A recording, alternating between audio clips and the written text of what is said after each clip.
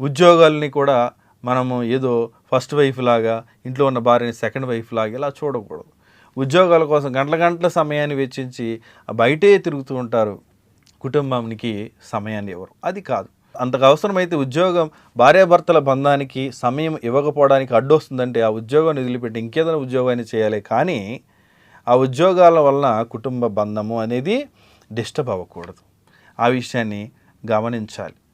So ఇట్లా ప్రాథమికమైన బంధంగా మనం ఉంచుకోవాలి. ఇందాక అన్నారు కదా, మరి తల్లిదండ్రుల్ని విడిచిపెట్టాలి, ఇక వాళ్ళని పట్టించుకోకూడదు అంటే బైబిల్ చెప్తుంది తల్లిదండ్రులు మనము సన్మానించాలని. దానివల్ల నీవు దీర్ఘాయుష్యుని పొందుకుంటావు, దానివల్ల నీవు ఆశీర్వదింపబడతావని మనకు బైబిల్ గ్రంథంలో 10 ఆజ్ఞలు ఇచ్చినప్పుడు కూడా దేవుడు చెప్తాడు. నీవు దీర్ఘాయుష్మంతుడు అగినట్లు నువ్వు పొందబోయేటువంటి ఆ దేశంలో ఇంకా నువ్వు దీర్ఘాయువు కలిగి ఉండి బ్లెస్డ్గా నువ్వు ఉండాలి అంటే నీ తల్లిని తండ్రిని సన్మానించుమని బైబిల్ చెప్తుంది. మన తల్లిదండ్రులకి ఏంటంటే వారి ద్వారా దేవుడు జన్మింపచేశాడు, వారు కష్టపడ్డారు, మన పెంచారు, మన పోషించారు. కాబట్టి వారికి మనము సహాయం చేయాలి, ఆర్థికంగా మనం సహాయం చేయాలి. అనారోగ్యంతో ఉన్నప్పుడు వారికి వెళ్ళి మనం సహాయం చేయాలి. వారు చేసుకోలేని పరిస్థితుల్లో మనం తీసుకొచ్చి మనమే అన్నీ కూడా సేవలు చేయాల్సినటువంటి పరిస్థితి ఉన్నది. అంతేగాని అటు తల్లిదండ్రులను ఇటు తల్లిదండ్రులను మనం విడిచిపెట్టడం అంటే ఇంకెప్పటికీ పట్టించుకోకూడదని కాదు. వారు చేసుకోగలిగి కష్టపడి పని చేసుకోగలిగి వారు కుటుంబ జీవితాన్ని కొనసాగిస్తున్నప్పుడు వారిని తీసుకొచ్చి మన మధ్యలో పెట్టుకోవాల్సిన అవసరం లేదు. వాళ్ళ కష్టపడనివ్వండి, వాళ్ళు ఫ్రీగా ఉండనివ్వండి. సో వాళ్ళు చేసుకోలేని పరిస్థితుల్లో మన దగ్గర తీసుకొచ్చుకుందాం. అటు పురుషుని తల్లిదండ్రులైనా స్త్రీ తల్లిదండ్రులైనా ఇద్దరికి కూడా తల్లిదండ్రులతో సమానమే.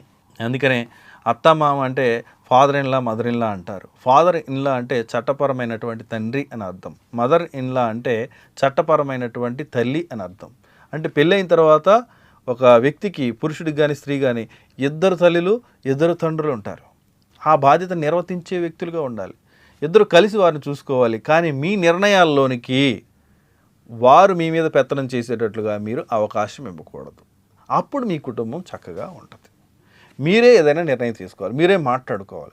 ఏదైనా అవసరం ఉంటే మీరిద్దరే కలిసి కమ్యూనికేట్ అయ్యి ఇటు వెళ్ళి మాట్లాడాలి, కలిసి వెళ్ళి కావాలంటే అక్కడికి వెళ్ళి మాట్లాడే వాళ్ళ సలహా తీసుకోవాలి. కానీ వారిని మీ మధ్యలోనికి తీసుకురాకూడదు. ఇది మొదటి విషయం. ఇట్లా ప్రాథమికమైన బంధంగా ఉండాలి. అందుకే దేవుడు స్పష్టంగా రాశాడు, పురుషుడు తన తల్లిని తన తండ్రిని విడిచి తన భార్యను హత్తుకొనును, స్త్రీ కూడా తన తల్లిని తన తండ్రిని విడిచి తన భర్తను హత్తుకొనును అని అర్థం. దానివలన ఒక ప్రాథమికమైన బంధంగా ఉండి కుటుంబాలలో చక్కటి నిర్ణయాలు తీసుకోగలుగుతారు. నిర్ణయాలు ఏమి చేయాలి, మనం ఎలా వెళ్ళాలి, ఎలా కష్టపడాలి, ఎలా ప్లాన్ చేసుకోవాలి, ఎట్లా మనం అడుగులు వేయాలి చక్కగా నేర్చుకుంటారు. ఇంకొకటి ఏంటంటే ఈ కుటుంబ వ్యవస్థను ఏర్పాటు చేసి